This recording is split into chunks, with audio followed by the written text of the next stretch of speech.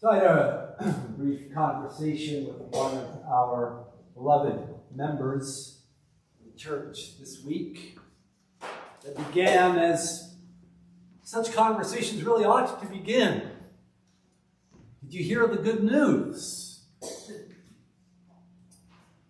And I said, well, no, I did not. Because I hadn't heard what she wanted to tell me about, which was that the leader of Hamas, Yahya, what's his name? Yahya Sinwar, had been killed by the Israeli Defense Forces, which in and of itself was not good news in her mind, as it wasn't in mine. But what she hoped for, what she said to me was, well, they are saying that this means we can have a ceasefire.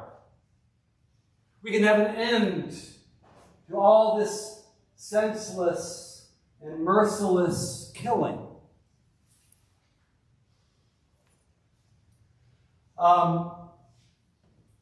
And that would be good news.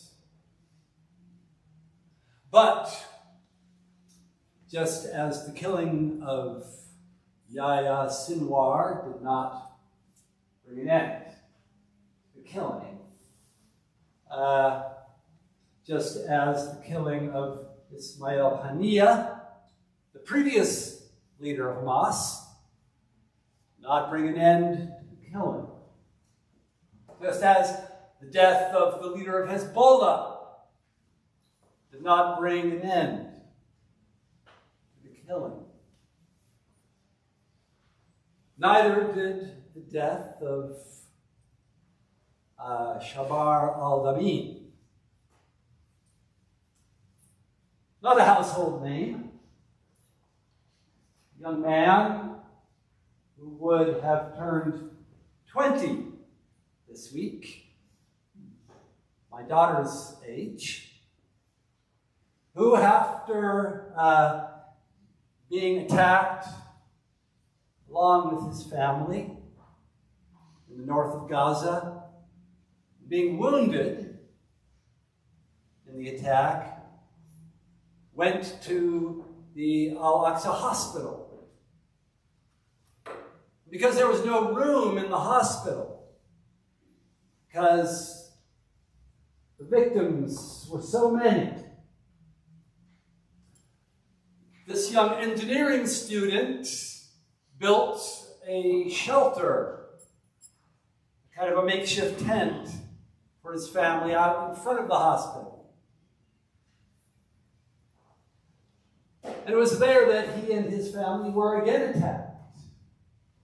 From the air, the weapon that set their shelter on fire, burning him alive.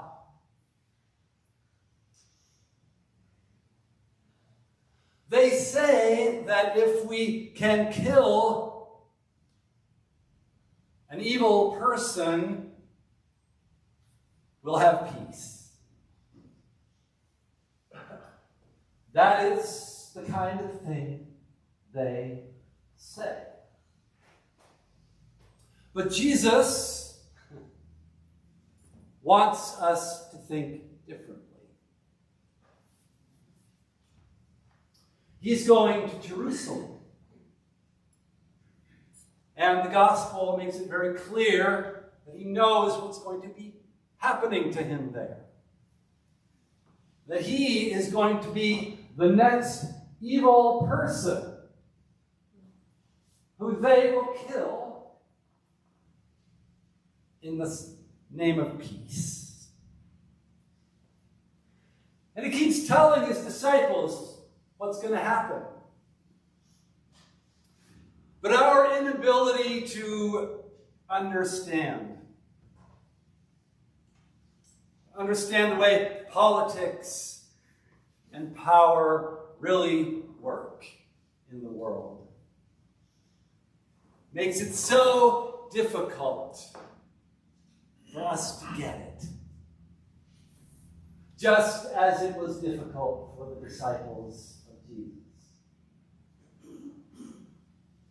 So in the Gospel of Mark, no sooner has Jesus told them for the third time that he's going to Jerusalem to be rejected by the chief priests and the elders, and to be handed over to the Gentiles, to be tortured and killed, and on the third day to rise again. Then James and John come to him and say, there's something we want you to do for us. In fact, we want you to do whatever it is we ask of you. And that is so often the bargain that we make with those in power. If we agree that the victims that they say are important are the only real victims, if we agree that it's necessary to kill the people that they want to kill in order for there to be peace, they will do for us what we want. They will give us the prosperity we want. They will give us the security, and the comfort, and the convenience we want. And they will just kind of take care of everything. And we can close our eyes to the rest of the victims. James and John want to sit at Jesus' right hand and on his left when he wins. When he gets to Jerusalem and takes his throne, having vanquished his enemies by whatever means are necessary. They want to share in his glory and lord it over other people, as they assume he will. They just can't seem to get it.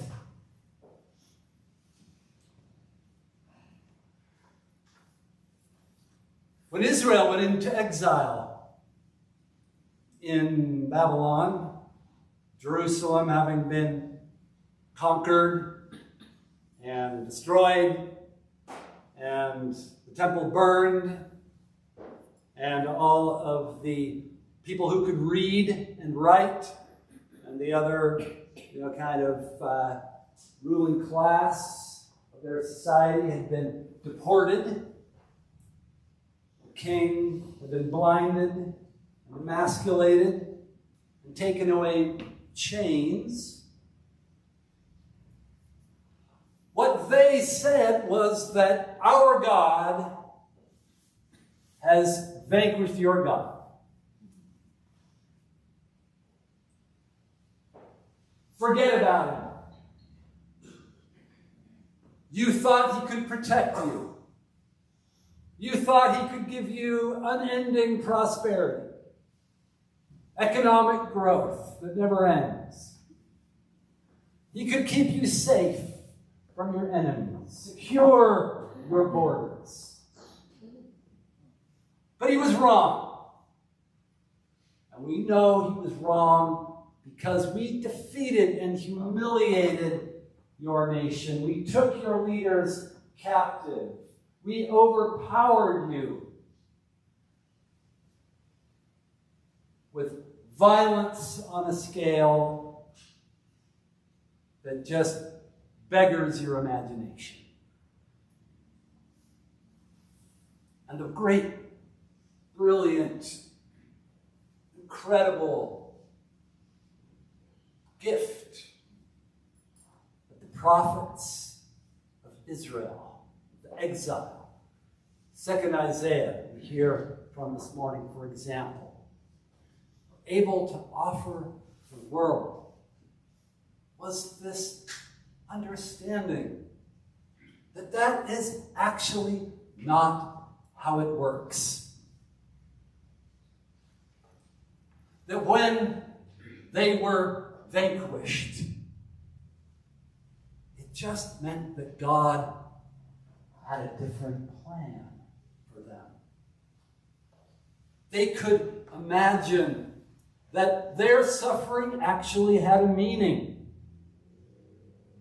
That their covenant relationship with the creator of the universe still had a future. And that they, being God's elect, were also God's servants. And they were in service through their humiliation, through their victimhood, through their loss and pain and suffering of God's purpose. A purpose that was not over, that they could not understand, but that somehow, some way, would enlighten the world, enable the world to see through their suffering liberation. And it is that suffering servanthood of Israel that Jesus claims in this moment, when James and John, following the familiar old script of power, of the Gentile rulers who lorded over their subjects, Jesus claims that suffering servanthood for himself. And says, there's another way. There's another power. There is another politics that is possible. And it starts with me. It starts with one person. The one person who is willing to serve everyone. Who is willing to be a slave to all. Who is willing to be a victim. To set free all the victims. To endure violence. To bring an end to violence. To be killed as an enemy and a criminal and a threat to public safety. In order to redeem the captives. In order to free the hostages. In order to emancipate the slaves. Of those who say that violence is necessary. The only path to peace.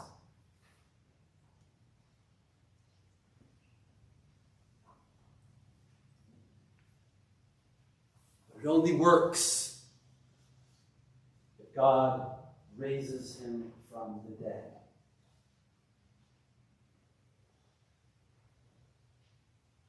And that is what we say happened.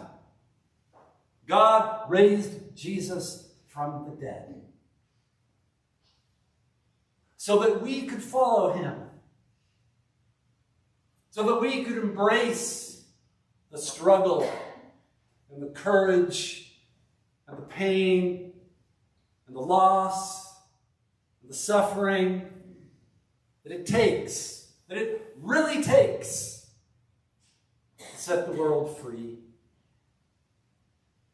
or even just to cope in the face of so much seemingly endless, senseless, meaningless oppression, cruelty, and hatred, and violence. We say God raised Jesus from the dead. So that we can never look at victims the same way again. We can never be satisfied that the people who the powerful say we should hate are deserving of our hatred. We can never be satisfied again that it's simply enough to say that all Palestinians belong to Hamas. They're all terrorists. Well, Sharab al-Tabin was not a member of Hamas. He was not a terrorist. He was a 20-year-old boy who wanted to be an engineer.